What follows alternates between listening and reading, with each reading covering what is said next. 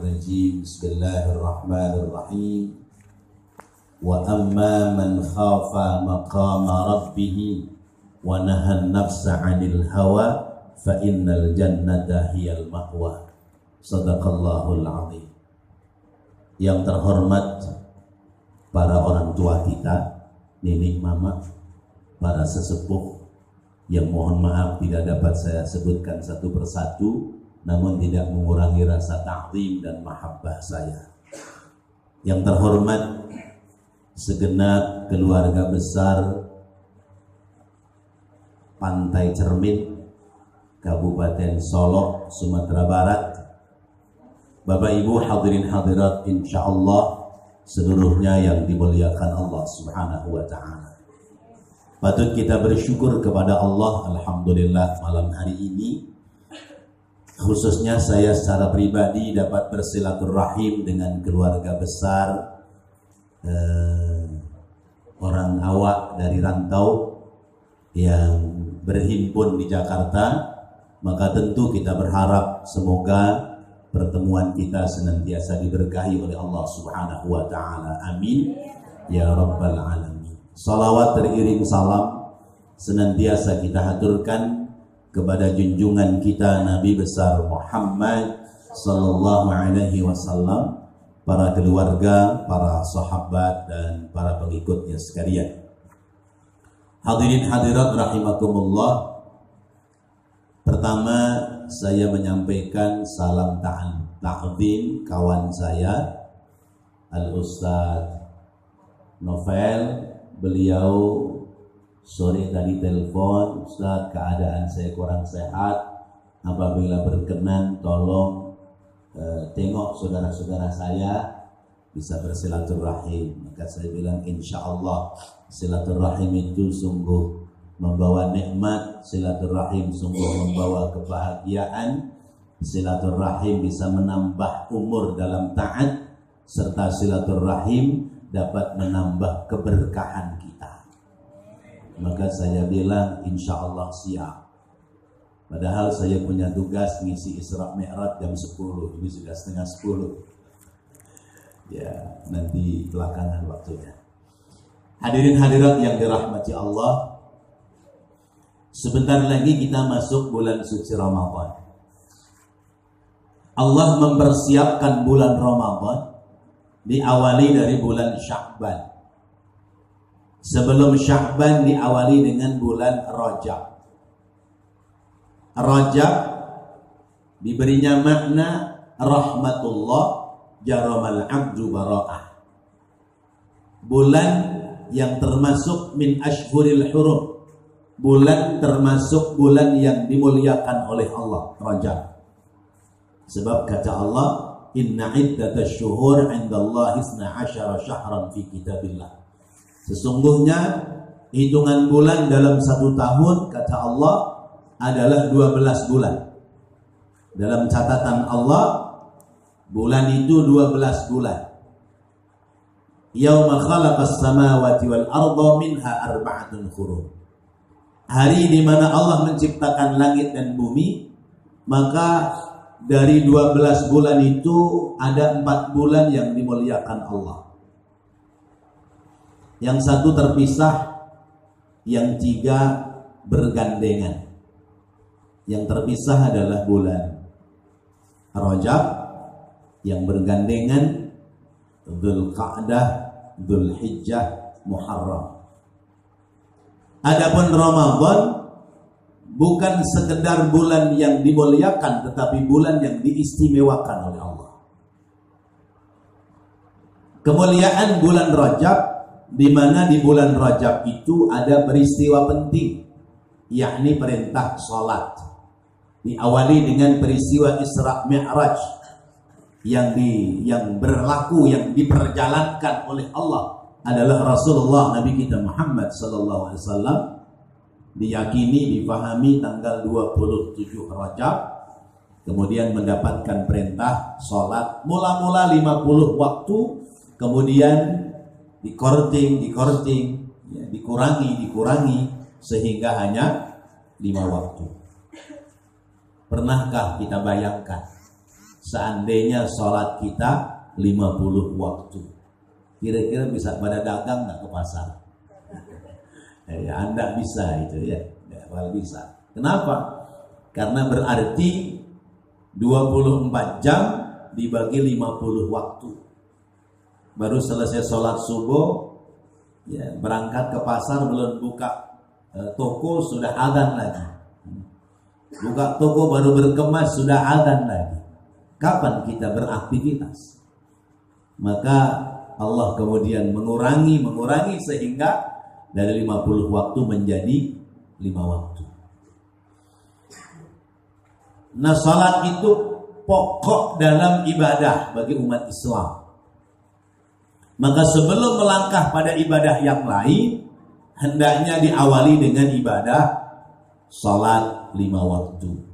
Pertama syahadat, salat, zakat, puasa, haji. Saya contohkan ini.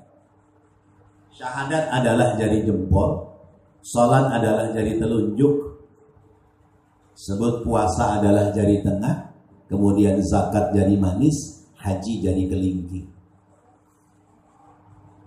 Orang Islam rukun Islamnya 5, itu yang sempurna. Maka ibarat saya pegang mic, jari jemari 5 jari, itu memegang seluruh.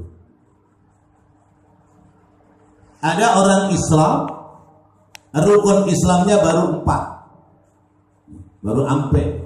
Ya, bener ya? Ampe ya. Ya. Baru 4. Haji belum. Mic masih kepegang enggak? Masih. Hajinya belum. Berarti rukun Islamnya baru 4. Ada pula orang Islam rukun Islamnya baru 3. Syahadat, salat, puasa. Zakatnya tidak. Karena termasuk fuqara wal masakin. Ya. Masih boleh ya. Sebab dia miskin, dia fakir, dia tidak berkewajiban zakat, bahkan dia mustahik zakat. Hajinya belum, zakat belum, maka masih boleh, masih kepegang. Kemudian ada orang Islam rukun Islamnya cuman 2. Cuma 2 ya. Syahadat sama salat. Saya belajar bahasa Padang dari dulu enggak empuk-empuk mulut saya, ya masih kaku aja. Iya. Iya. Iya. Ini rukun Islamnya cuma 2. Iya. Syahadat sama salat. Puasanya belum. Boleh enggak orang Islam tidak puasa? Boleh, asal memang tidak mampu puasa. Tidak mampu puasa, kenapa? Sebab dia sakit berkepanjangan. Ya, ini sakit, bener kan? Sakit, ya. Itu kurang halus. Maklumlah ya. Namanya Padangnya bohongan begini. Iya, kurang pedas ya. Baladonya belum kelihatan. Iya. Jadi sakit yang berkepanjangan, maka dia hendak wajib puasa, tetapi membayar fidyah.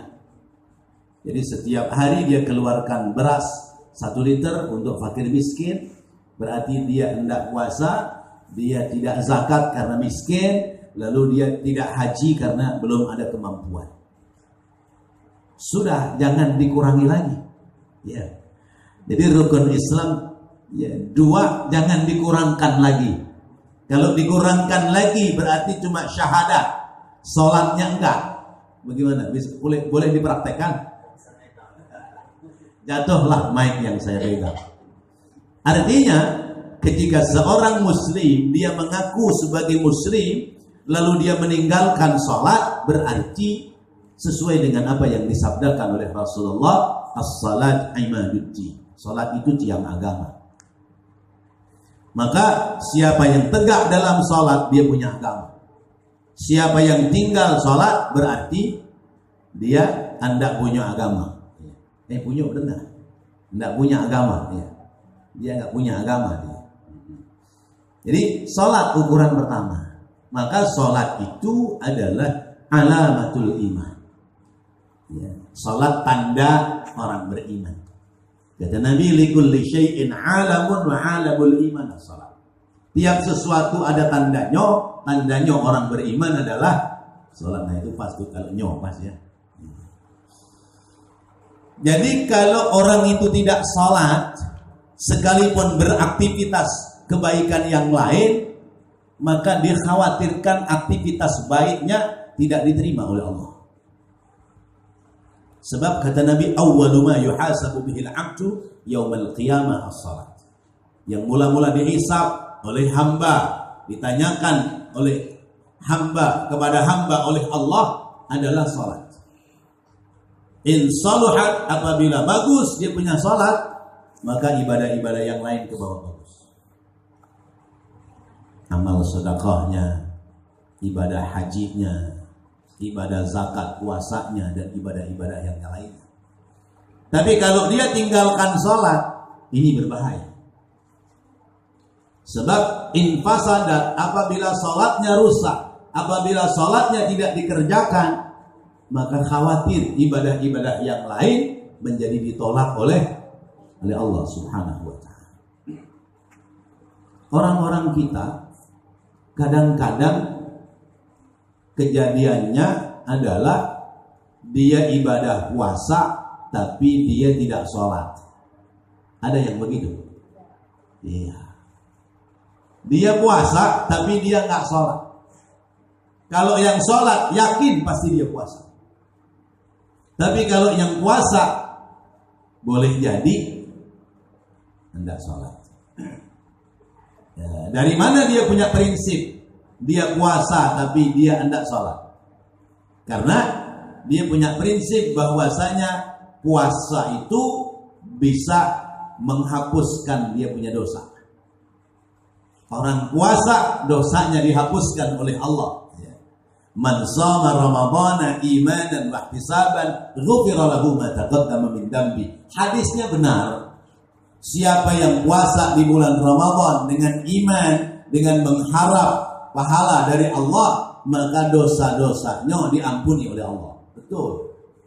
Tapi orang puasa yang dosanya diampuni oleh Allah adalah orang yang puasanya dia mengerjakan ibadah sholat. Maka kalau orang puasa tapi tidak sholat, lalu kemudian punya prinsip bahwa meninggalkan sholatnya itu diampuni oleh Allah, maka yang mula-mula meninggalkan sholat adalah Rasulullah SAW. Kalau orang ninggalin sholat sebab puasa dihapus dosanya, berarti yang ninggalin sholat lebih dahulu adalah Rasulullah. Ternyata Rasulullah sholat, kemudian Rasulullah juga melaksanakan ibadah puasa. Nah ini prinsip yang kadang-kadang salah dalam memaknakan. Nah hadirin hadirat rahimakumullah, maka sholat jangan pernah kita tinggalkan. Sholat itu tiang agama. Nah sholat itu ada sholat struktural dan ada sholat fungsional. Ada sholat struktural, ada sholat fungsional. Sholat struktural, ini belum bahas puasanya. Sholat struktural adalah sholat yang terstruktur dengan baik. Bagaimana sholat yang terstruktur dengan baik? Adalah orang sholat berada di awal waktu. Sholatnya dikerjakan dengan berjamaah. Kemudian mengerti syarat dan rukunnya sholat. Kemudian khusyuk dalam pekerjaan sholatnya. Ini sholat yang terstruktur dengan baik. Pertama, sholat kita di awal waktu. Udah belum sholat di awal waktu? Biasanya kita yang nunggu waktu sholat atau waktu sholat yang nunggu kita. Gimana? Biasanya waktu sholat yang menunggu kita. Apalagi begitu masuk waktu, pembeli banyak, bingung, ditinggal nanti pembeli belanja ke tempat lain, nggak ditinggal, Ini panggilan Allah mau urusan dunia, mana yang dikalahkan? Nah, itu biasanya begitu. Ini ujian. Jadi di awal waktu. Kemudian salat kita sudah terpenuhi syarat dan rukunnya. Saya yakin Bapak Ibu sudah paham tentang salat. Bahwa salat itu ada 3 rukun yang harus tergerak oleh badan kita. Yakni yang pertama rukun i'tiqadi, yang kedua rukun qauli, kemudian yang ketiga rukun fi'li. Sudah diajarkan barangkali ya. Rukun i'tiqadi adalah rukun kaitannya dengan keyakinan, dengan i'tiqad. Kapan rukun i'tiqadi dalam sholat dikerjakan? Yaitu ada pada niatnya. Niat dalam sholat bukan usollinya, tetapi bagaimana saat kita mengangkat tangan takbiratul ihram, dalam panjangnya kalimat Allahu Akbar, di situ haji berniat. Saya niat sholat apa? Kemudian jumlah rakaatnya berapa? Kemudian waktu pekerjaannya bagaimana? Apakah adaan atau qadaan? Lalu kemudian menjadi apa? Berimam, bermakmum atau munfaridan. Itu kudu disebutkan pada saat mengucapkan kalimat Allahu Akbar. Baru kemudian rukun qauli adalah pekerjaan sholat lewat lisan kita. Harus terucap oleh lisan kita. Kapan sholat dimulai? Adalah memulai sholat itu diawali dengan takbiratul ihram. Maka ketika kita mengucapkan kalimat Allahu Akbar, itu telinga kita kudu dengar. Kecuali kalau kuping kita tuli. Kalau kuping kita budek, ya, biar kata ngomong sendiri kenceng barangkali nggak akan dengar. Tapi mula-mula dalam sholat itu ketika kita mengucap Allahu Akbar, lisan kita mengucap, kuping kita dengar. Jangan sampai lisannya berkomat kamit tapi tidak keluar suara. Nah itu tidak sah. Karena itulah mulai pekerjaan salat. Ya. Takbiratul ihram yang pertama. Takbir yang pertama. Kemudian membaca Fatihah. Ya. Kemudian diantaranya lagi membaca tasyahud atau bertahiyat. Itu namanya rukun qauli yang kudu diucapkan. Maka ketika mengucapkan Fatihah kudu tegas dan jelas. Bismillahirrahmanirrahim. Alhamdulillahirabbil alamin dan seterusnya. Jangan sampai membaca Fatihah seperti orang anak kecil, anak muda main harpa.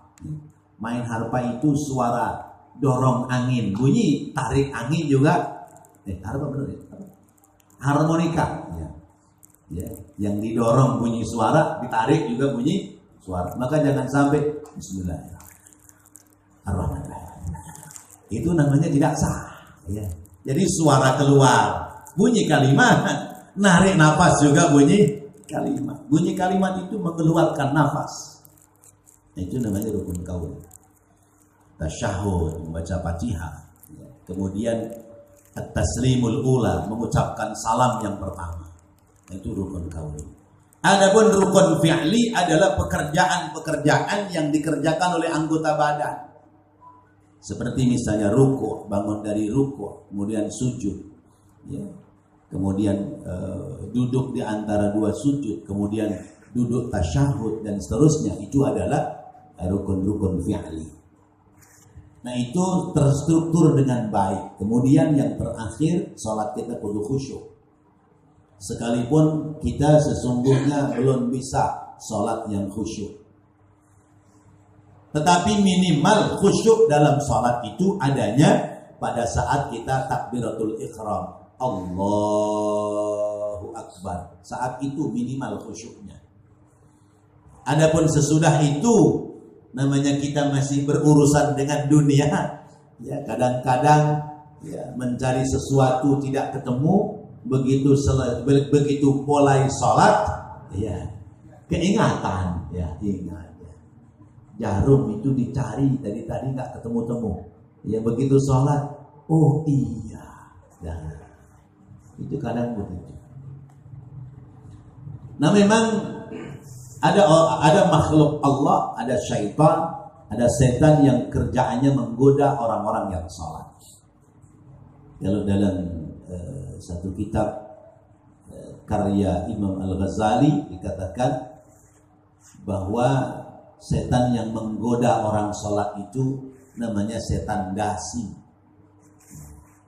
Ya, mudah-mudahan gak ada kesamaan nama. Kalau ada kesamaan nama berarti nama setan dipakai buat manusia.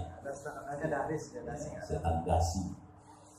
Ya, itu menggoda manusia, membuat was-was manusia dari semenjak mulai berwudu, mulai mau niat sholat, selama mengerjakan sholat diingatkan dengan sesuatu yang lupa sebelum sholat. Sampai ketika orang itu khusyuk dalam sholat, maka kemudian setan dasi mengacungkan jempol, kamu paling khusyuk sholatnya. Akhirnya timbul kesombongan kita dalam sholat yang khusyuk. Kita harus hati. Ini sholat secara struktur. Sholat terstruktur biasanya Bapak Ibu kuat berapa menit? Ibu-ibu nih. Ya, ibu-ibu itu kudunya lebih khusyuk daripada bapak-bapak. Kira-kira berapa menit Ibu sholat terstruktur? Ada 5 menit? Lebih 10 menit? Masih kuat 15 menit? Biasanya yang kuat sholat, ya, ibu-ibu utamanya, yang kuat sholat sampai 15 menit itu kalau lagi ada masalah. Kalau lagi punya masalah itu biasanya sholatnya menjadi lama. Ya, selesai sholat di atas sejadah, zikirnya panjang, doa kepada Allah. Sesudah itu menundukkan kepala sambil meneteskan air mata, sambil terbata-bata kalimatnya. Nah itu bisa 15 menit. Ya. Tapi kalau tidak ada masalah biasanya 5 menit. Bahkan boleh jadi lebih cepat dari 5 menit. Ya. Apalagi sholat ya, di toko baru mulai takbir, ada orang mau beli, udah serba salah. Masya Allah. Ya.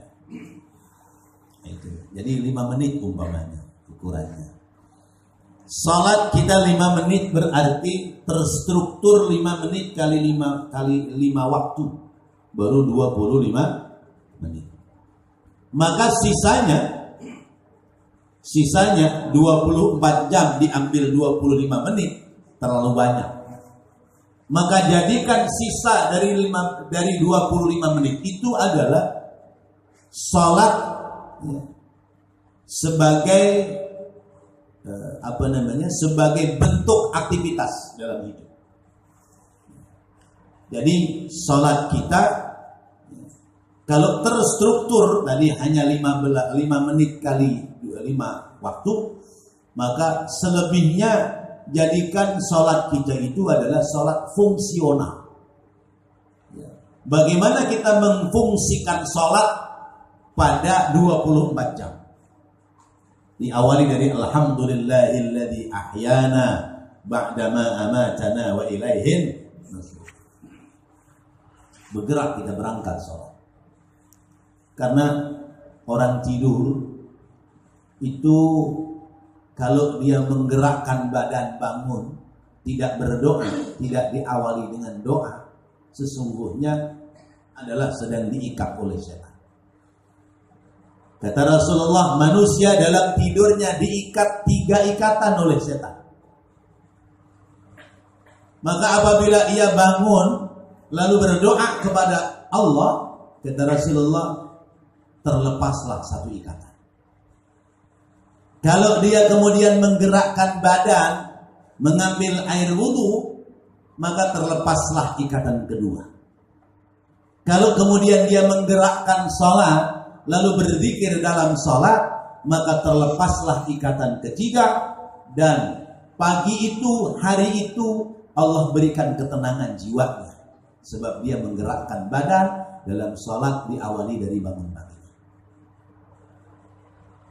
Maka berarti sebaliknya, ketika orang itu bangun tidak berzikir kepada Allah, lalu tidak menggerakkan dalam wudunya, tidak menggerakkan dalam sholatnya, maka pagi itu, hari itu, hatinya, jiwanya tidak diberikan ketenangan oleh Allah Subhanahu wa Ta'ala.